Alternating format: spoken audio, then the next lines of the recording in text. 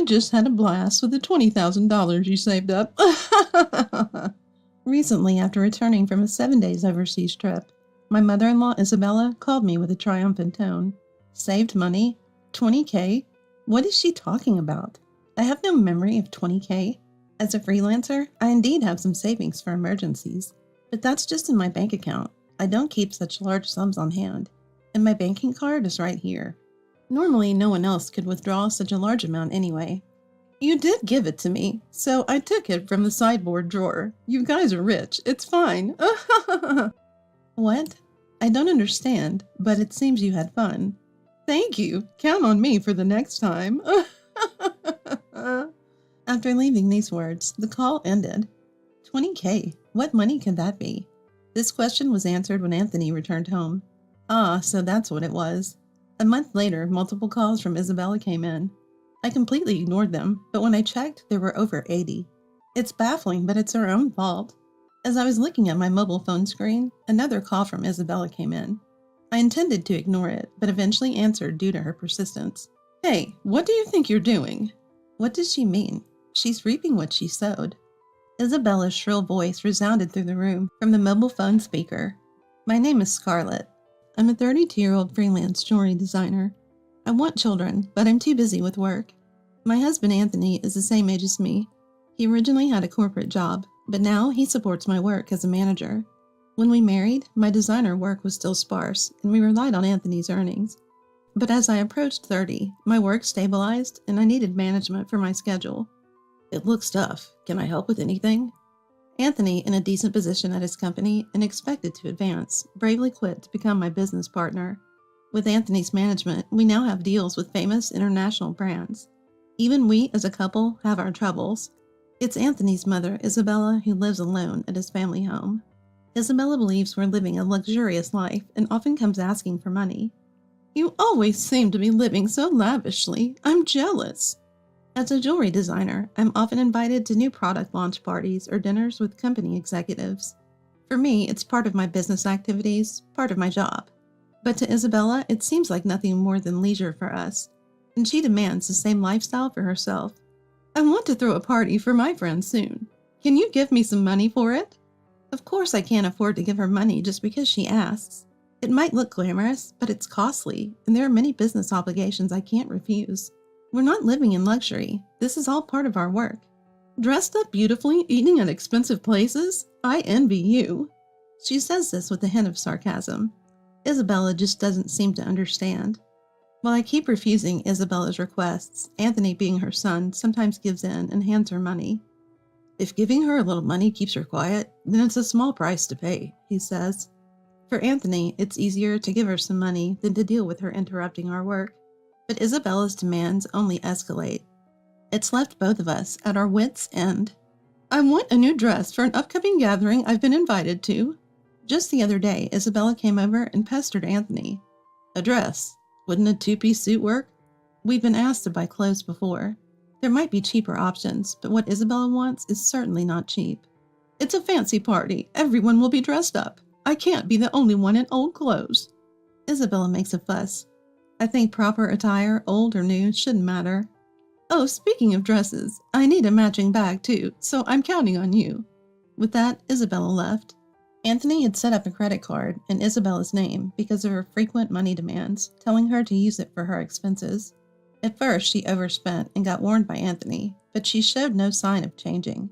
Anthony asked her to at least report before making big purchases, so she began to tell us what she would buy, but it continued like this. Once she said, I found this beautiful ring and just had to buy it. Sorry for the after-the-fact notice. And the bill was astronomical. If you're going to spend like this, can you return the card? We can't afford to pay it all. The card was in Isabella's name, but Anthony was the one paying the bills. Isabella seemed to think having the card meant she could buy endlessly. A credit card isn't a magic money dispenser. What you spend must be paid for.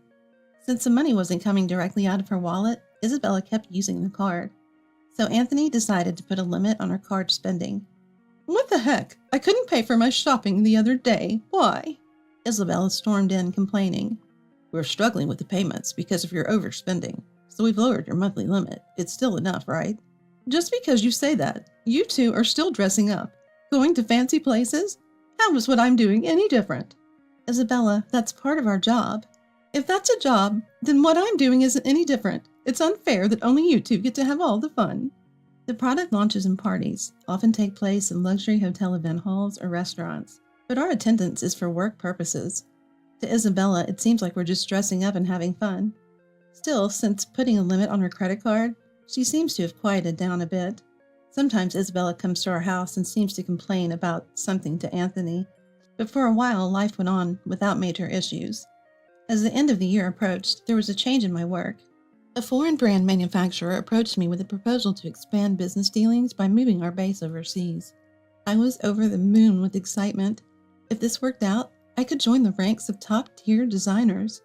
Anthony, handling it as my manager, said, "It's a chance. We have to take it." Right? Opportunities like this are rare. But then I'm worried about Mom. She might even say she wants to come with us. Given Isabella's past behavior, it was a plausible concern. It would be wonderful to live overseas. I want to come too. When we told Isabella about it that weekend, she said, just as we predicted, "We're going there for work. It's not going to be a leisurely life." Anthony tried to explain, but Isabella wouldn't give up. "You're trying to trick me. You plan to live even more lavishly there without me watching." "We're not moving there permanently. We'll come back after our work settles down overseas." "You're saying that, but you're planning to leave me behind, aren't you?" Exhausted by this circular argument, both Anthony and I were tired. "Okay, we can't take you with us, but how about we pay for a week-long trip for you instead?" Anthony suggested, worn out from convincing her. "Really? Are you sure?" "We'll cover your flight and hotel, but the rest is up to you." "Yay, thank you." Isabella left happily, but the peace didn't last long. A few days later, while Anthony was busy with the overseas move arrangements, Isabella visited our house. "Hey, Scarlett, Anthony said that, but I want to shop over there too. Can you give me some money?" "What about the card that Anthony gave you?" I asked, knowing there was a card she was supposed to use. "That's the thing. Anthony finally took it away from me the other day." It seemed she had been admonished for overspending and had it taken away. Maybe he was worried she'd misuse it with the different currency rates overseas. But I didn't have such money on hand either. "I can't give you money without Anthony's approval. Can you ask him?" "It's no use asking him. That's why I'm asking you." Isabella left, raising her voice. Over the New Year's, Isabella went on a 7-day trip abroad. I assumed Anthony had somehow managed the money. However, upon her return, Isabella revealed an unbelievable truth. The day Isabella returned, I received a call on my mobile. "I'm back. It was so fun." On the other end, Isabella excitedly shared her sightseeing and dining experiences, even though I hadn't asked. "And I overbought souvenirs. Couldn't fit them in my suitcase, so I had them shipped from there. Can't wait for them to arrive." "That's nice," I replied, feeling a bit fed up. "Thanks to the money you saved up, I had a blast." "Thanks." Saved up money? What are you talking about? I had no recollection of such money. Sure, I had some savings for business emergencies, but that was in my bank account, and Isabella couldn't possibly withdraw cash from it. "You really didn't notice? You're surprisingly oblivious." Despite what she said, I had no memory of it. "I found it in your house's sideboard drawer." $20,000. $20,000? What money? Why should such money be there? I couldn't imagine us keeping cash at home, especially not such a large amount in a drawer. Confused, I said to Isabella, "I'm not sure what money you're talking about, but if you took it from our house without permission, that's theft, even if you're family. Do you understand?" "That's why I'm telling you now that I used it." "It's a post facto report, though." Unapologetically, Isabella said this nonchalantly. "I have no idea about this money, but if you took it and used it without saying anything, it's a crime. And if it was something Anthony had set aside for an important deal, it's even more serious." I said this, recalling that there hadn't been any disruption in our business dealings or payments while Isabella was on her trip. "You two live so extravagantly, so why can't I have a little of that? Think of it as doing a favor for your parent. It's not a big deal, right?" Such self-entitled reasoning. It's one thing to take money from her son and his wife, but this is not how someone should act after taking someone else's money. "I'm glad you enjoyed your trip. I'll ask Anthony about the money when he gets back," I replied, still unclear about the whole situation. Anthony will understand. After all, I'm his only mother, and 20K isn't much to him. All right, I'll pass the message along. I was astounded at Isabella's lack of awareness. Please tell him that. Thanks. With that, she ended the call. Still $20,000 in cash at home? What was the money for? Scarlett, do you know about the money I left in the drawer? That night, Anthony returned home with a troubled look and asked me, 10 days ago, I withdrew it from my bank account. It's gone now. It was you. Keeping such a large sum in a drawer? Didn't you think it was careless? I needed cash immediately for an urgent payment. Do you know anything about it? It can't be that you... Anthony looked at me suspiciously. No. Today Isabella called saying, thanks for the 20K. Had a blast with it. I didn't understand what she meant. What? Mom did? So it was Anthony's money after all. But what was such a large amount meant for? Hey, if it wasn't for a business payment, we've been doing bank transfers for a long time, right? Why cash all of a sudden? I understood it was Anthony's money, but still didn't get the whole picture. So Mom took it without saying. Then it's her fault. What do you mean? I was still puzzled and asked Anthony back. Anthony started explaining why he had left such a large sum at home. After limiting the credit card's amount, Isabella had secretly been borrowing money from various sources.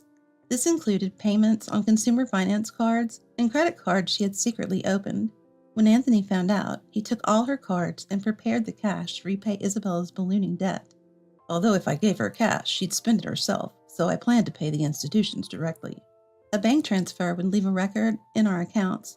Anthony didn't want too many records in our bank accounts for the sake of trust with our business partners and bookkeeping. That's why he decided to cash it out and pay individually. Supporting Isabella's overseas trip was like a parting gift, as we wouldn't be able to take care of her like before after moving abroad. So that's what it was. What will become of Isabella now? Debt collection notices and payment demands will probably start coming soon, but since she spent it herself, there's nothing we can do, Anthony said nonchalantly. A month passed, and as I was busy packing for the move, Isabella's calls to my mobile phone kept coming. Anthony had said not to bother with her, but the calls were too frequent to ignore. When I counted, there were as many as 80, almost every day. It was just enough to make me concerned. Just as I was thinking about it, my phone rang again. Isabella. Hesitating, I missed the call, but soon it rang again. I ended up answering. Why aren't you answering my calls? I've called so many times. Isabella's voice sounded almost like a cry. I'm sorry, I've been busy with moving preparations. What's wrong? I tried to calm down and listen to what she had to say, and to hear Isabella's side of the story. It's not just what's wrong. They're asking for money payments almost every day. It's too much. What about Anthony? You contacted him, right? He seems to be blocking my calls. I can't get through to him at all. Scarlett, you're my only hope now. Please help me. I was surprised that Anthony would take such a drastic step with his own mother.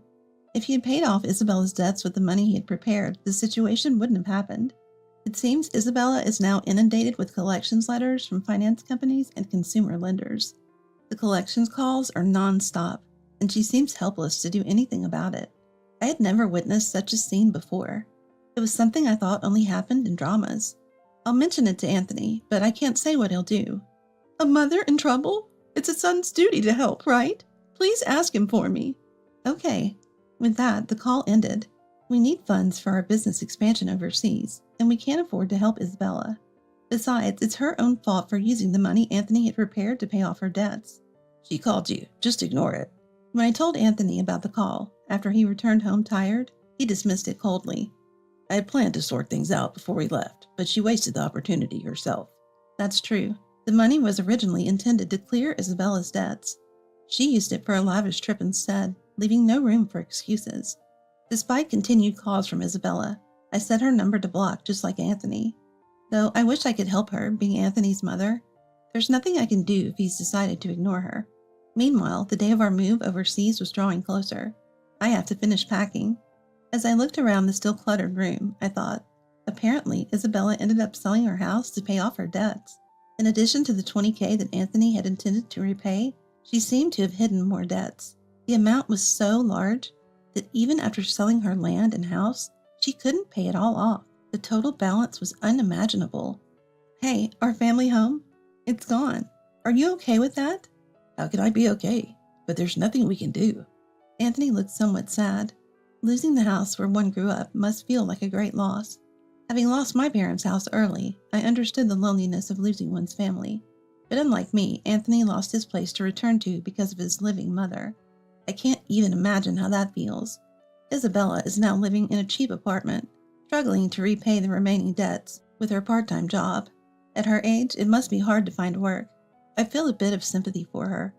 However, the consequences of her own spending led to this, so she's to blame. Even for the elderly, they must take responsibility for their actions. My business is going well overseas, and the move has brought more inquiries from other brands. I'm getting offers from unexpected places, something I couldn't have imagined back home. It's all very appreciated, but I'm so busy I barely have time to sleep. Despite being overseas, I don't have the time to explore. Anthony is also busy managing everything. At this rate, having children is still a distant thought. I ponder this as I gaze at the foreign cityscape outside the window.